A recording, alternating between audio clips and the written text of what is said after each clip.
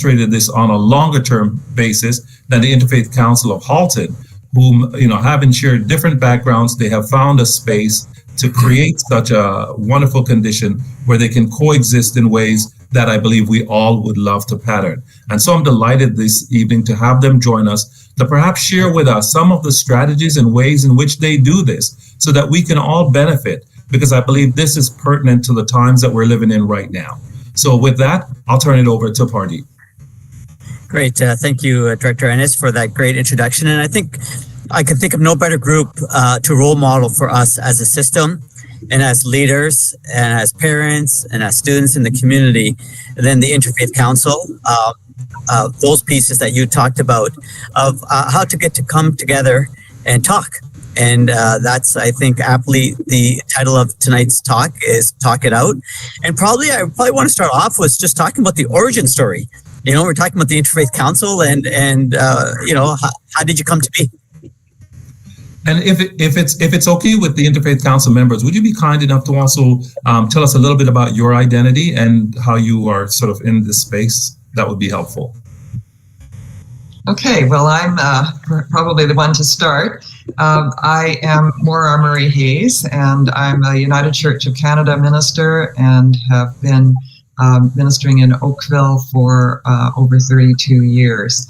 And on September the 12th, 2001, faced with the events of 9/11, I asked myself, what could I do that would be more helpful than simply watching the news, which just kept reiterating the same facts over and over again, and the same images.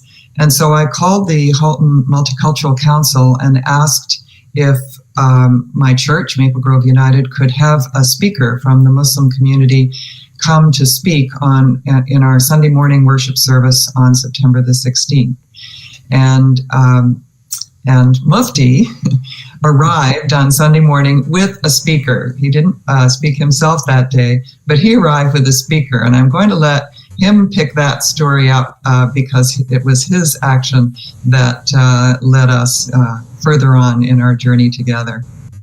Oh, thank you, Maura. I'll go rewind a little bit back, actually.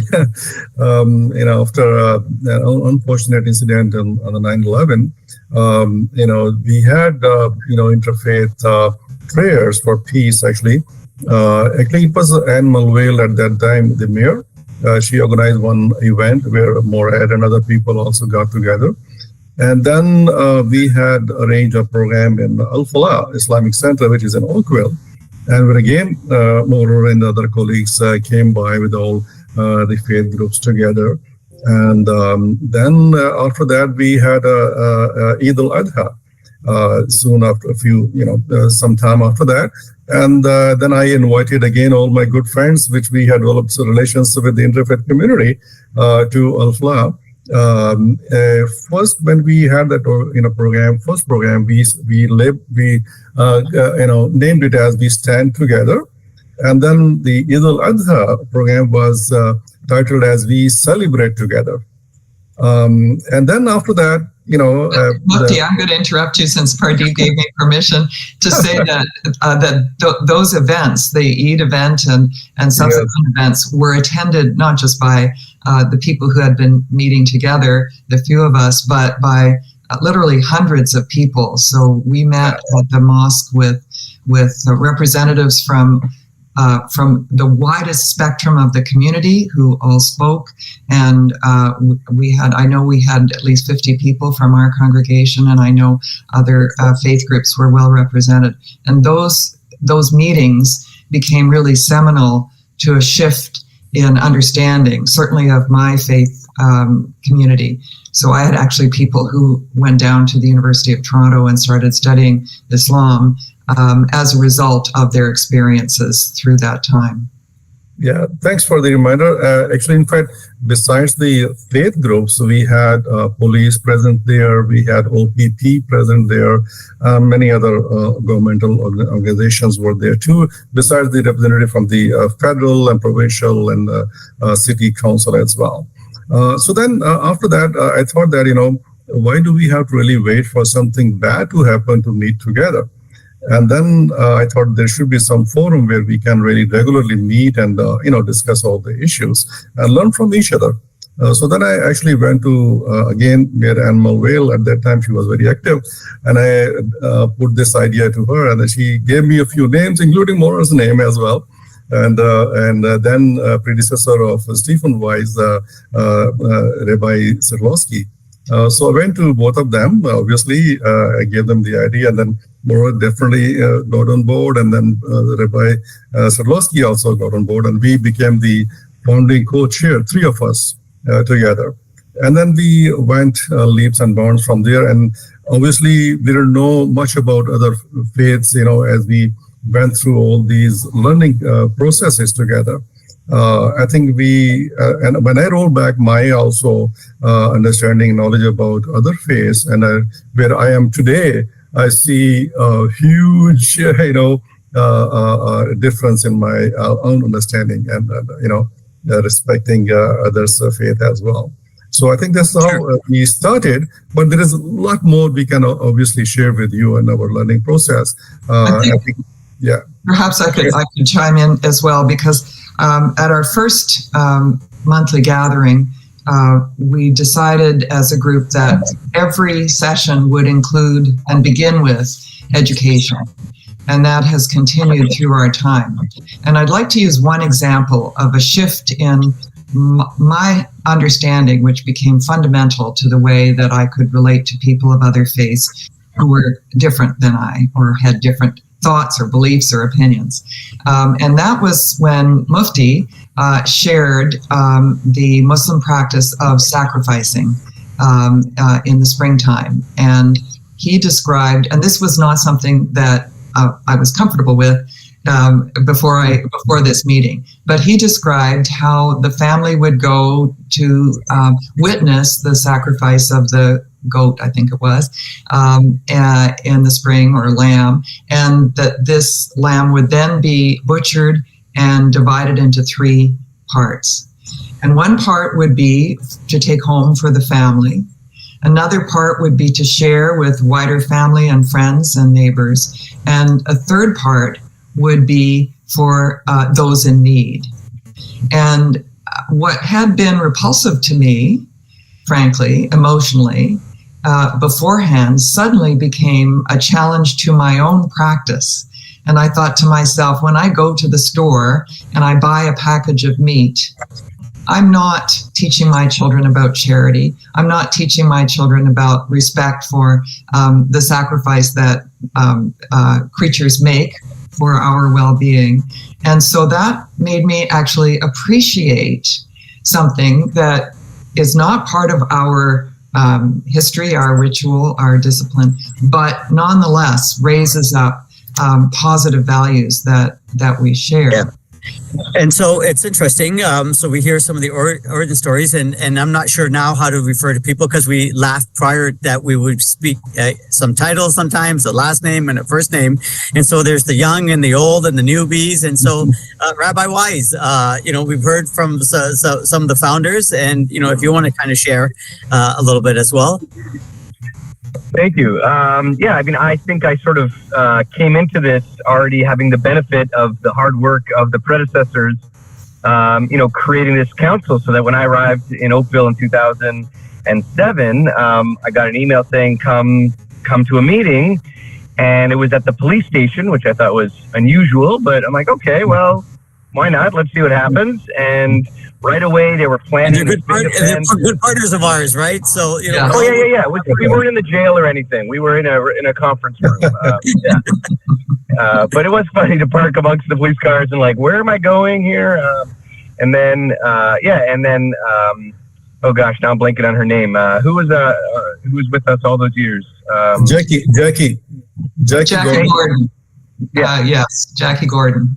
Who then became the Sergeant at Arms for the province, but at the time she was helping us, and so I quickly sort of fell into this beautiful partnership where we learned from each other, as you described, Marar, Mufti. We sort of, after a while, getting to know each other. Like, would you like to speak at the synagogue? Sure. Would you like to come to our mosque? Sure. and it's developed wonderful partnerships, bringing youth to the different places of worship around town. And then, because over these years we've developed these friendships and collegiality, when difficult things have happened over the years, like an attack on a mosque, even if it's not in town, we gather together. An attack on the synagogue in Pittsburgh, it was so far away, but yet it hit close to home. And I was very emotional when I saw all of you come to the synagogue to honor and respect those who had passed and show solidarity with me. And I looked out on the faces, and I knew that, we would stand together in their difficult times. And that has proven to be probably, for me, one of the most important things about our council. Sure. Yeah. And, keeping on that theme right now, and I think it's a valuable lesson because people, sometimes want to know what's the purpose of getting together? What's the value and stuff? And so, Jillian, do you want to kind of share the value that you see in terms of the work of the council and think about that? Because I heard, Maral was talking about one of the most important reasons of why you get together is for education. And, and we're the education system. For sure. Right. So you want to share a little bit? Absolutely. I came to Halton Catholic School Board as the system chaplain in 2016 after quite a number of years as a chaplain with the Canadian Armed Forces. And Armed Forces chaplains, although they are expected to be seriously committed to their own faith tradition, are also required to assist the celebration of faith by people of all of the other faiths that we encounter in the forces. So that I came there with already a very firm commitment to interfaith ministry, and coming out of my job really came to the Interfaith Council and was very much welcomed there. Now, within our school board, although we are the Halton Catholic school system, we have very large numbers of students who are not Catholic, particularly in our secondary schools. And so there is a need for us to help all of our students to learn about each other, to learn that their differences do not need to divide them, that they can actually be a way of bringing them together. And I've had some wonderful experiences within the education system as students do find out about each other's practice and decide that they can share together in what they're doing, and that they want to learn more about what stimulates the enthusiasm of somebody for a faith other than their own. So that for me, it's been so far a wonderful journey, and I've made a lot of really good friends that I would never have met before, just through working with the Interfaith Council and managing to try to share lessons about dialogue, because unfortunately so often what we encounter is monologue, where somebody wants to let us know their feelings, but they're really not too sure that they want to hear ours or to hear our side of what they're attacking us for. And so I think that our model within the Interfaith Council is a teaching method to say, yes, people with very different ideas about things can sit down together, can listen respectfully without interrupting or criticizing each other, and ultimately come to some kind of consensus that we can all agree upon and walk together as friends.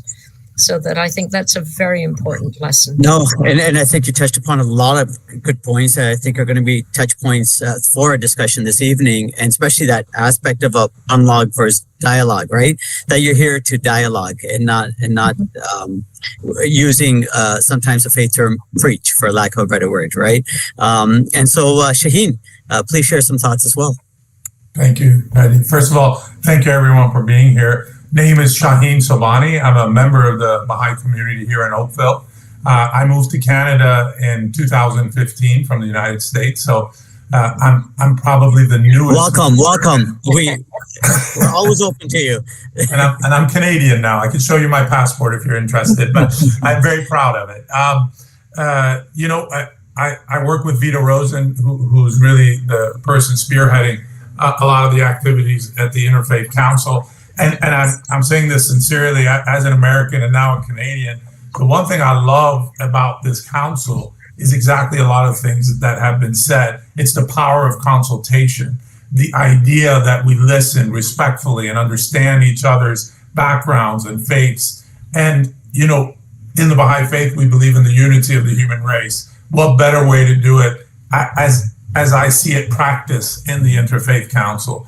And we believe in all the religions of the world. So for me, I feel at home whenever I am with the council members. If anything, I wish I'm more with these kinds of individuals throughout our everyday work, because that's what makes life beautiful. And I just want to end with, I was in a Baha'i meeting yesterday, and there was so many youth in our at the event, and we were talking about various topics, and the issues of the world came up, and one particular 17, he's actually 20 now, sorry, a 20-year-old got up and said, you know what the problem with the world is? We're just not nice to each other anymore.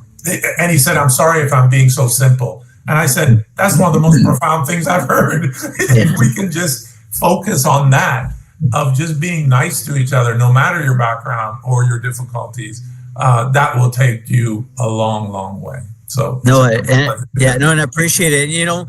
Part of what we've also been hearing as part of the conversation is twofold. Unfortunately, sometimes if there's circumstances or tragedy happening, that you can come together and support and wrap around and provide some sympathy and empathy, and that's important for support. And then the other key aspect is not necessarily waiting for an event to happen, but being close so that when or if there's a need or time to consult. And so, I'm going to ask Director Ennis to even share, because I know how important the Interfaith Council has been for him as Director of Education, and how important it continues to be for us as a system. Thanks so much, Pardeep. Certainly, I, value the relationships that I have with some members of this council, some more than others, and it's been very, very instructive for me as I continue to lead through these very difficult times. And in that regard, I want to just talk about, if you will, help me and help us as a board. Someone spoke earlier about how do we stand together in difficult times, and I wonder, these are difficult times. I'm not going to sugarcoat it. I mean, I think we all can agree that these are difficult times. Ever since what took place in Israel, October the 7th, and what has transpired since then, it has been difficult times. We've got, student walkouts and protests, students not feeling safe, students not feeling that they belong, students, being called names, students, parents on both sides saying, you're not listening to me, you're not listening to me, you need to do this. And it's a very difficult time. And I don't find, as Jillian was saying earlier, I don't find that people are really talking to each other.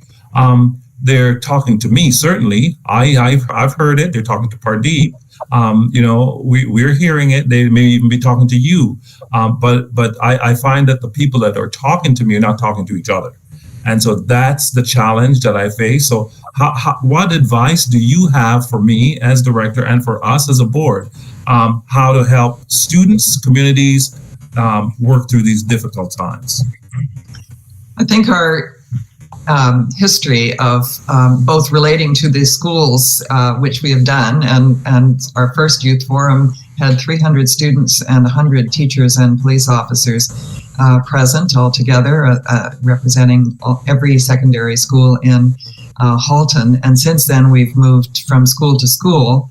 So we've got a lot of experience at that. And what I would say I see in the sort of marketplace of faith communities that we set up with a lot of color, a lot of visuals, and give them passports to learning. The groups that go around start to talk with each other about their similarity and differences within the relationships that they have in the classroom. And I think that it's only because of our relationship from the last 24 years that we've been able, or 23, that we've been able to manage that ourselves through this period. So we've had, I think it's safe to say that educators, politicians, and certainly the Interfaith Council have had the most stressful time since our formation in terms of the differences being so extreme, and the people who are expressing those often are not listening. So it's not just talking to each other, it's listening and hearing that becomes so important. And I think because of our relationship, the intimacy of our relationship and the loyalty that we have to one another, born of this ongoing education, we've been able to so far to survive this. So in two ways that's happened. We've recently had a meeting at which a newcomer was extremely hostile to one of our members and hurtful and inaccurate. And so how do we respond? Well, we reach out to one another. We seek support. We try to find a way forward together.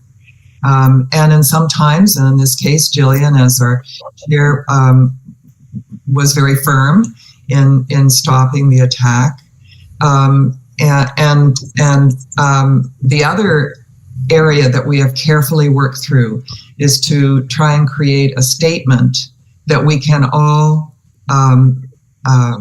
be happy, not happy because nobody's happy, but a statement about the situation in the Middle East that would allow all of us to express one common thought, one common prayer. And I don't know, Pardeep, if you got my email earlier today and if you wanted to share that, but I'll ask you not to share it till I tell you how we got there. So we gathered people's disparate thoughts on email and I came up with a kind of a very rough draft. And then we very carefully moved through a process, listening to one another, interpreting for one another, and making sacrifices. So this theme of sacrifice has come up again in this new way, and particularly for Mufti and Stephen, sacrifice has to be made. And I think that's true of all of us. I mean, there are Christians who are involved in the disaster that is going on right now, and so we have been, and people of any faith, you know, and what we basically came down to that started us off was one death is one death too many, right? Any death is a death too many, and so we were able to come up with our statement, which is available on our website now. And I haven't seen anything like it. Mufti at the end of our meeting said that he works with other interfaith groups, and he said he hasn't seen a group that's been able to do that. So I would say it's the building relationships in the between the whiles, between the crises, that have cemented us so that we can move forward no matter what the situation. And we have been tested as never before, like so many others in this situation. Yeah, no, thank you. And Kevin, I've just sent you the email to see if you can grab that link and put it up for us and we can speak to it. But, you know, and I think that's important. And it's interesting because I think similar to what Director Ennis had said, it's challenging when I know when we put up any statements, this concept of, are we going to make people happy? Now, I don't think our job or what we're trying to do is to make people happy, but it's trying to put something out there that can engage and reflect and be able to kind of be a starting point, right? And Rabbi Wise, you have your hand up and please share. Well, yes, you know, I think Marar aptly summarized what happened in that meeting. And the trust that we've developed over the years enabled us to have the tough conversations. So Curtis, you know, when you brought up the fact that right now we're in such a toxic environment, you almost have to start from nothing, right? Like, how do you build up that trust in each other? How do you, so I guess the example that we're hoping people can take from our discussion tonight, I think one thing is to begin with empathy, right? So if we bring together students in a classroom who've gotten to know each other, they might come from different places in the world, they might have different faiths, and they might have very strong opinions, but if they can at least agree to the parameter that we care about each other and we understand what the other's feeling, if you start with that, start with empathy, then you can at least start engaging in a difficult talk. Okay, I think Israel is doing that wrong. I think the Palestinians are doing this wrong. But if it's like, if you have that starting point, and I don't envy you, Curtis, being in the schools this year, because everything is, you know, higher pressure and higher anxiety when it comes to our kids, for sure. I'm a parent, and I hear it, and I feel it, and I see it.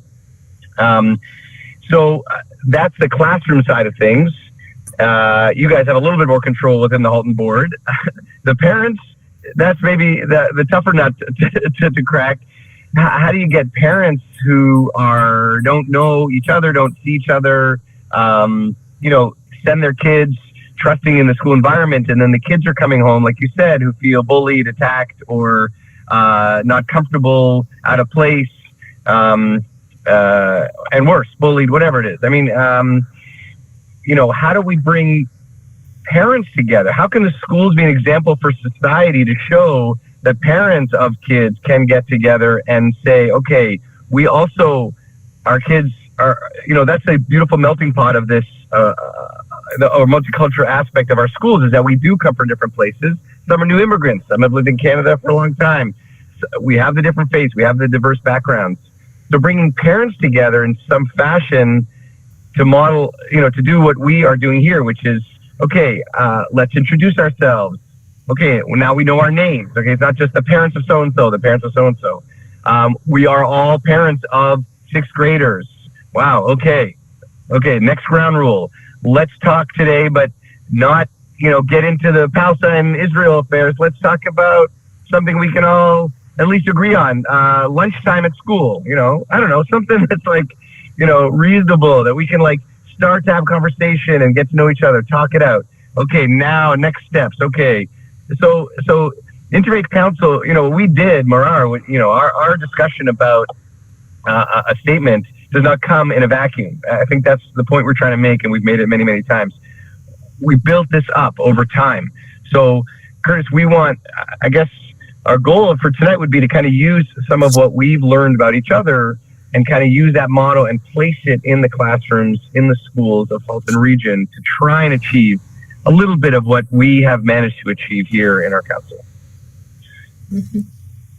I would also suggest that there's a loyalty that we develop, that even as we're trying to sort out the things that we may have a bit of difficulty agreeing on, that we agree to stand together publicly, so that when one of us speaks outside the group, we will represent the view of the whole group. We're not going to stand and present a position that would be in opposition to what the group has decided upon. And I think that loyalty is a big part of what keeps us together. It's some of the glue. And Marar, you wanted to share something else? Yes.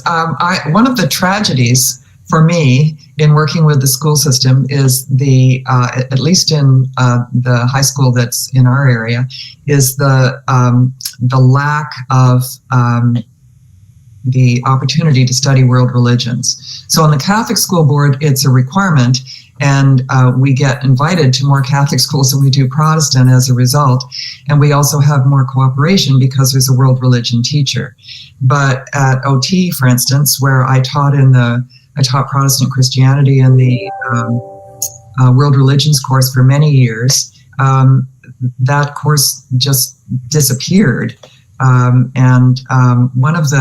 So that's the tragedy. On the other hand, so I think encouraging clubs or opportunities for students to gather, encouraging world religion courses to be taught, even if it's taught by the Interfaith Council for one day, that's important. But the other opportunity is that we took on, and this addresses Stephen's comment about how do you get parents involved. I serve the church that's immediately next door to Oakville Trafalgar, and I knew the world religions teacher. He had come to a funeral of a teenager, and from then on I was teaching in his class. When he retired, our church hired him. He was a Jewish person of Jewish faith, and he taught for several years world religions to the parents of the teenagers that had studied. He was a very inspirational teacher, and he taught English as well, or whatever they call it now, language arts. And so parents came out in order to meet and learn from the person who was so instrumental in their own child's life. And in fact, young people came from Toronto and elsewhere to come back to take these courses with him. So I think if our partnership, and we've always had school board reps on the Interfaith Council until quite recently, our partnership with the school board could be a lot more fruitful in terms of providing what you might call the soft services, as opposed to the hard things like, we got to teach all these STEM courses or whatever, that we could be involved. Our church could get 250 out for a youth forum on addiction, on suicide prevention, a number of things. We had these huge fora, and the school would get 13 for a similar topic on a school evening. But we'd have a full church on Saturday morning to talk about issues when there was a suicide in the school, or when there was something related to addiction or mental health. So maybe that's something for us to think about in terms of partnership, and so not feeling like the school has to do it, but you have a strong partnership, and then we can use that going that way. So Mufti, I'll go to you, and then Shaheen, and then I'm going to ask a couple of interesting questions. We've got some, because we've asked in the forum for people to give us some questions. So I'm going to pop a couple of questions out to the group, but I'll ask Mufti to speak and then Shaheen to speak. Thank you.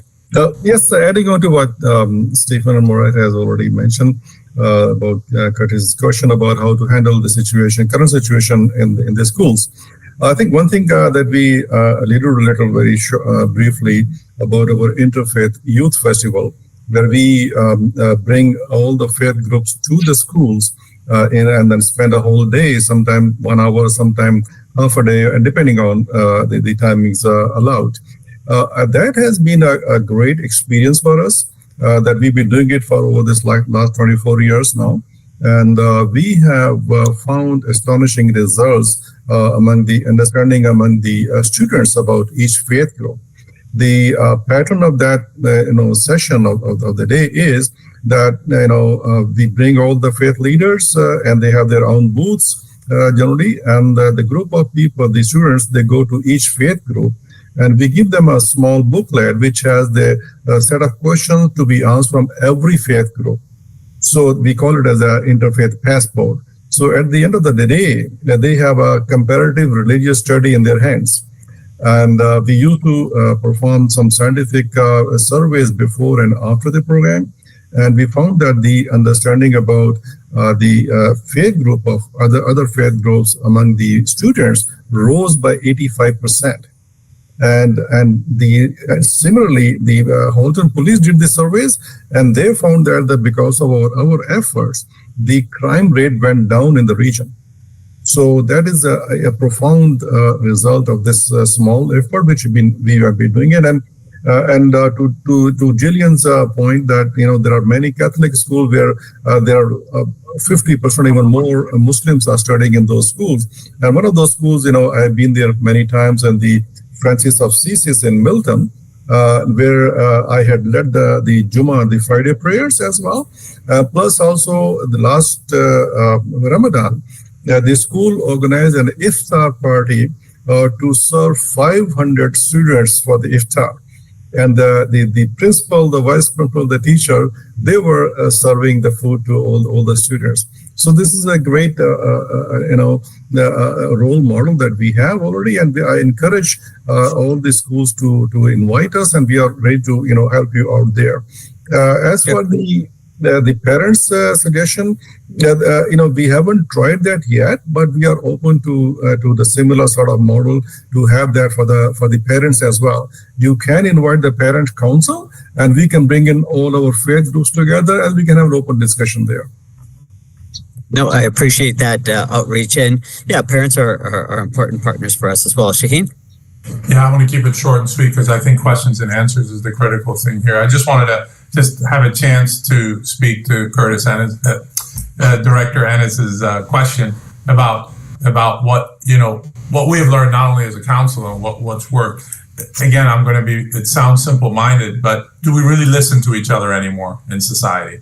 And when I say listen, not listening, trying to figure out what am I going to say against what he's saying or she's saying. right? Actually listening to find nuggets of truth or learning that could be of great value, and creating environments to have that type of consultation is very powerful. And, to the parents that are here, we all have kids. I have two, and everyone here has children. We love them incredibly. And obviously they're not the only child. They have to be with other children. So are you going to be as passionate the way you love your kids to love that neighbor's kids or that kid you don't even know? If we can have that kind of open-mindedness to figure things out like that with the principle of listening when it comes to consultation, I think we will go a long way. No, great, Shaheen. And I'll just add to that, listening to understand and speaking to be understood, right? And I think those are valuable pieces for people to understand as part of the concept of dialogue. So there was a question that we had, and again, it speaks to parents, and it says, some religious beliefs contradict the teachings at our schools. How can parents and teachers navigate this?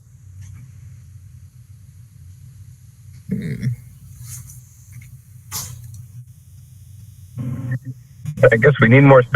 I'm trying to think of any of our religious teachings that would go against what's being taught in schools. I just can't think of anything. It's an odd question.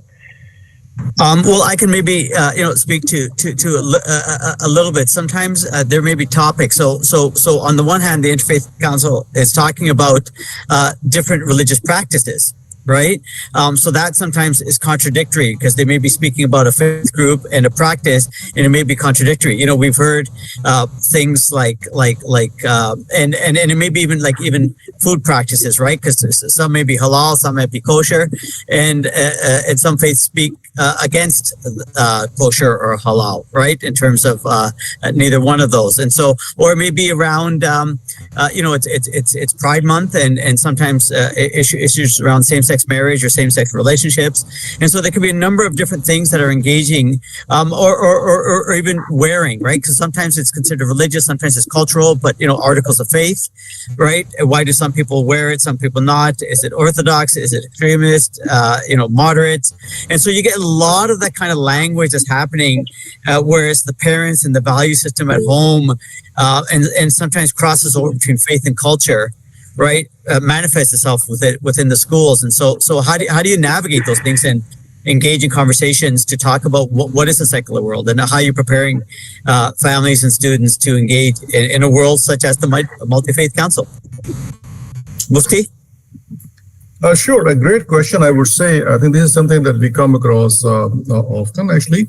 You see, when we even go to the schools, our aim is to educate the students about our belief system. We never come there with the intention of degrading any other faith group at all, or ridiculing any practice of anything. We never even mention that. Rather, in fact, our focus has been to highlight the similarities among our faith groups, such as Morel mentioned in the very beginning about the sacrifice. The sacrifice ritual is common to our Abrahamic faiths. The Judaism, Islam, and Christianity also. The same story has been in Bible, and the same story is in Quran as well. So we highlight those commonalities, and we steer away from any sort of controversial things, where we do not say that I am the right, on the right side, and you are on the wrong side.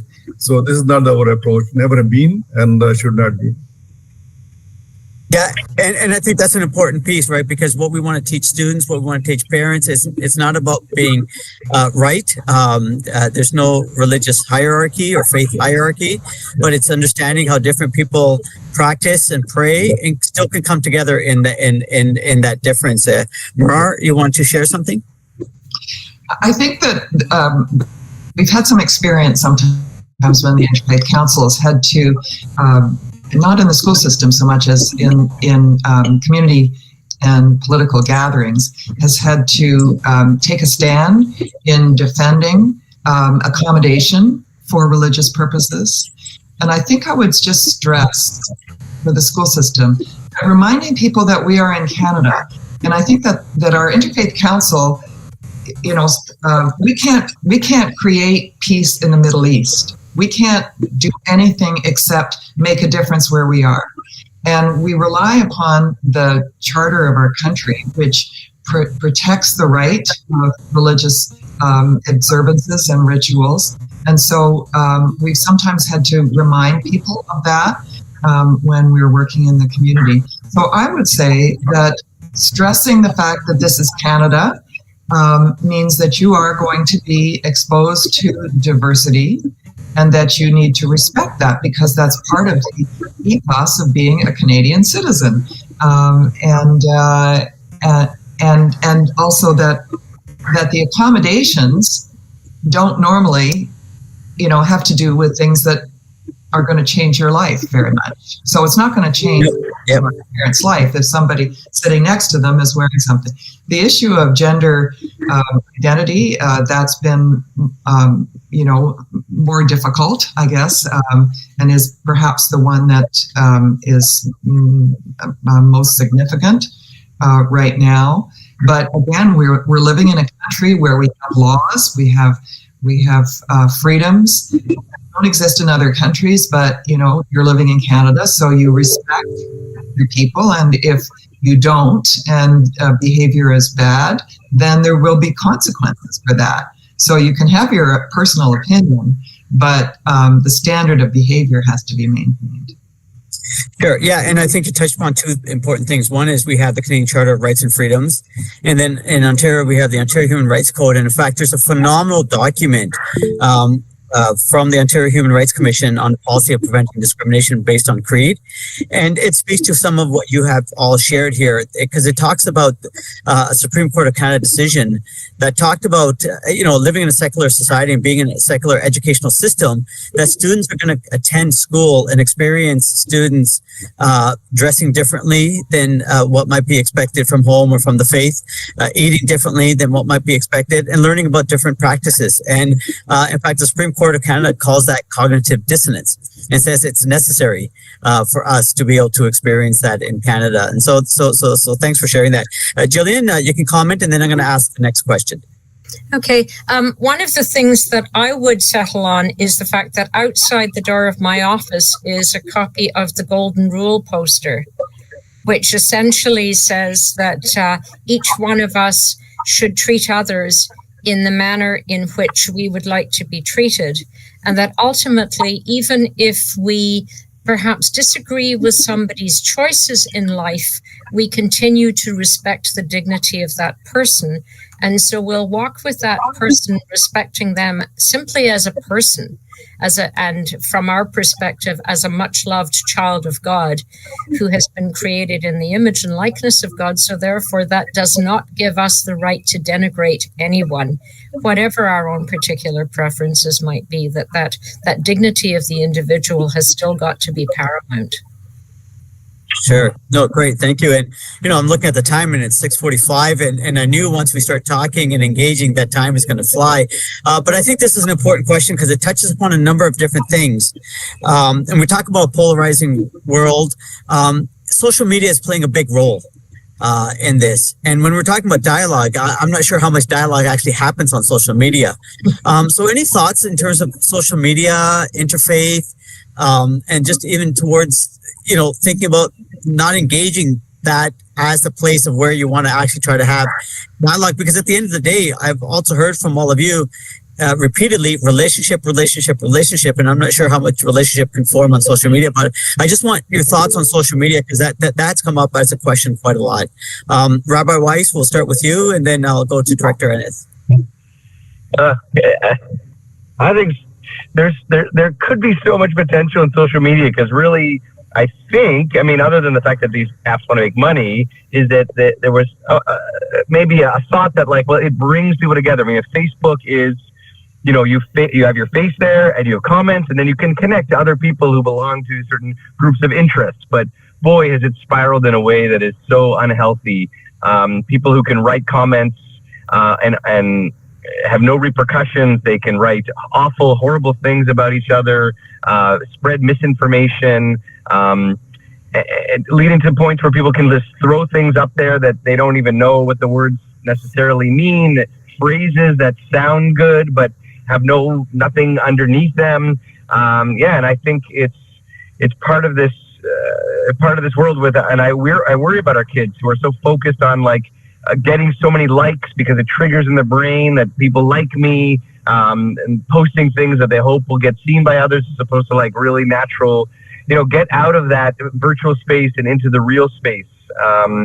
I worry when our young people are reliant on things like TikTok or other online sources of information instead of real reporting and newspapers and media that has, where they have to search facts and if they make a mistake, they have to retract it, or they can defame or whatever. And there's, checks and balances. So it does worry me. And I guess I would just say that I have noticed that kids, as they get into later years of high school, are sort of a little bit more aware of what social media can be and cannot be. They've kind of learned a little bit about when to get off, what to realize is good for them and what's not, but we're not quite there yet. I'm seeing slivers of it, and maybe it's going to take a generation to kind of figure it out the way we all figured out television or whatever it is, the next major thing. But it is worrisome, I have to say. And also, I want to apologize because I'm running into another meeting, and this has been so excellent. If you see me just kind of turn off my screen, it's not because I don't love what's happening here. I just trying to balance a couple different commitments at the same time. Thank you. No, and Robert Weiss, we appreciate your participation and your flexibility. And, and Director Ennis, as we were mentioning around social media, and we just had a great speaker for our last director panel series, Professor Katz, and he talked about the challenge was, as we connected to social media, about what happens getting into these echo chambers. And you want to kind of share a little bit around that challenge with social media, I guess? Thanks so much, Pardeep. I mean, the thing that I would say, I forgot who said it earlier on, that we need to really establish that we care about each other. And I think it's what students really need to do, that start as a baseline, that we care about each other. And if we care about each other, then we wouldn't say some of the hurtful and harmful things that we do on social media. Because social media can be used as an instrument of good. It's just a tool. But oftentimes it is used as an instrument of hate and harm, and to cause severe hurt and distress to others. And so if we truly care about each other, if we truly are empathetic towards each other, we would think twice and perhaps never about posting some of the things that we know would willfully cause harm to others. And so that would be certainly my goal as a director of education, is to see a school system in which our students who are using social media are doing so in a way that is positive, that is uplifting, that is supportive, not one that is harmful and causing hurt.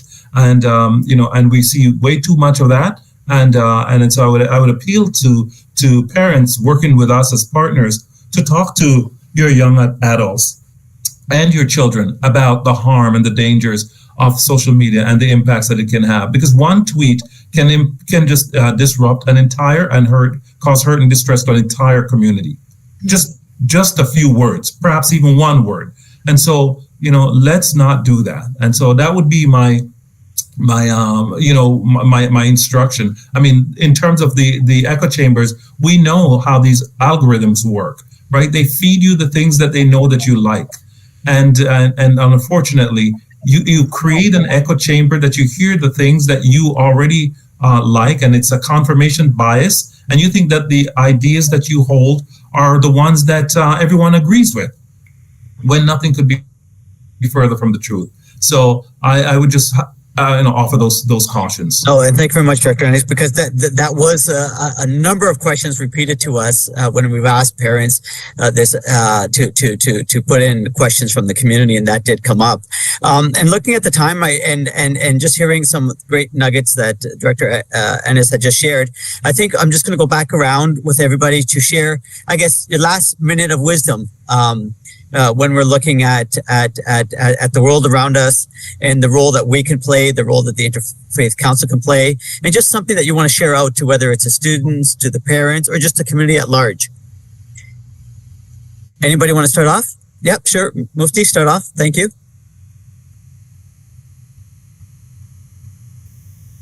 You're on mute. You're on mute, Mufti. Yes, sorry about that. And I was just saying that I was going to share the secret of our success at the Interfaith Council of Halton. And I always like the acronyms to be remembered easily. So I call it LUCID.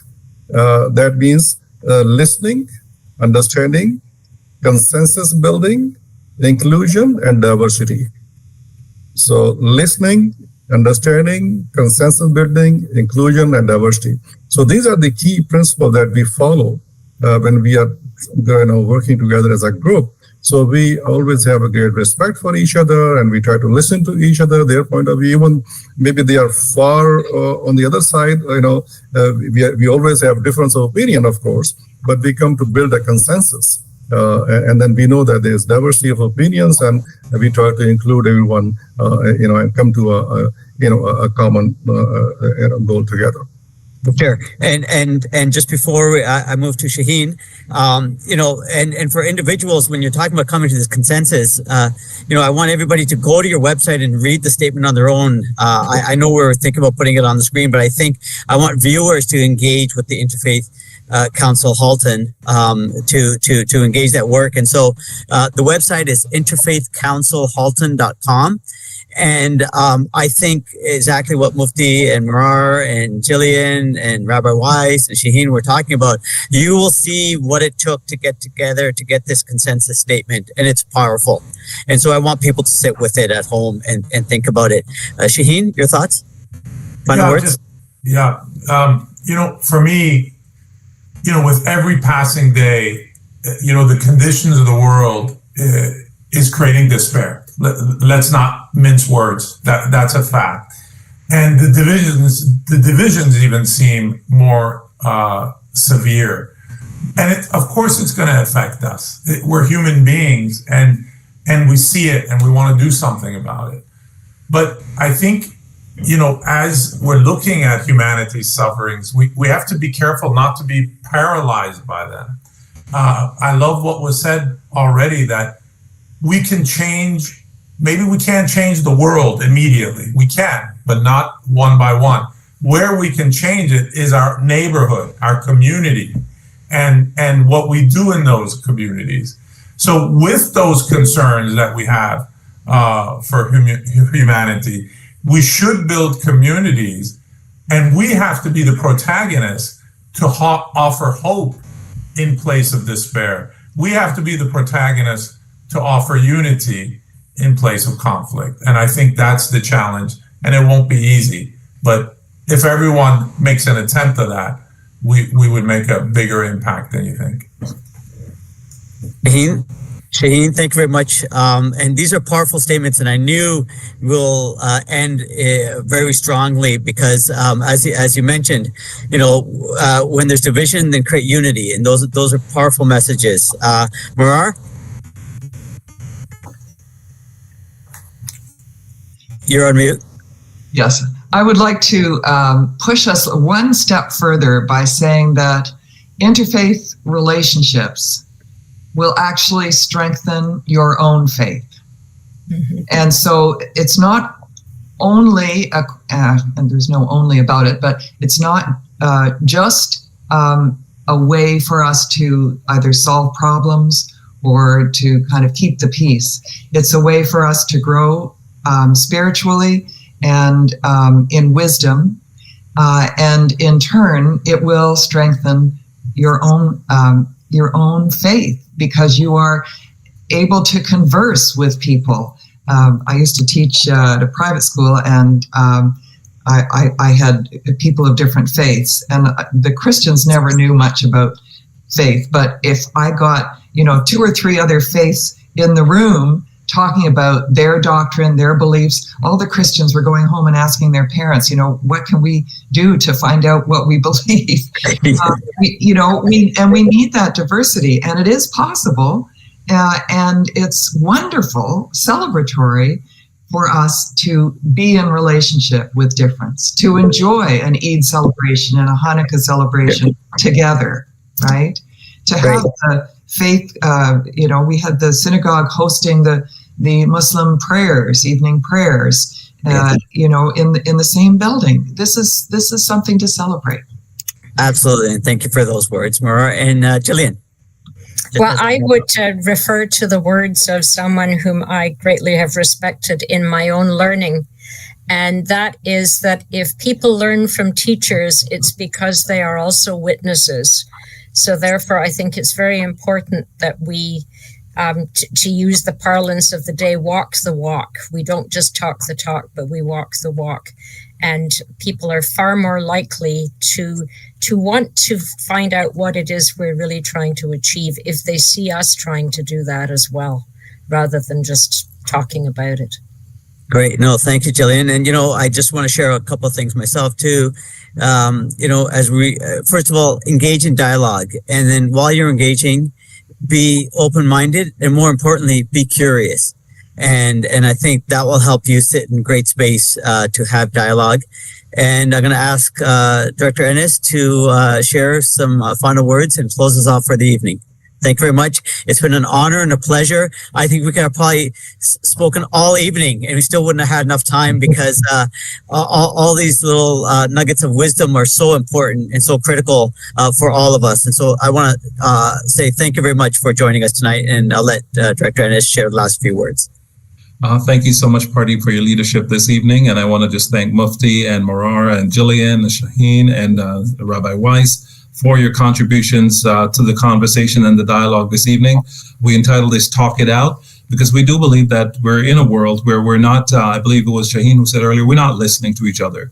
And so we want to make sure that we're creating the space and the conditions where our adults in particular and our students as well can listen to each other, because that is just not happening in our spaces. And we want to create schools and school communities where everyone feels like they belong. We want our Jewish students, our Muslim students, our Palestinian students, our students of all faiths and backgrounds to know that they are welcome, that they belong, and that there's a space for them at the school. So how do we create that? We start by creating the communities at a time.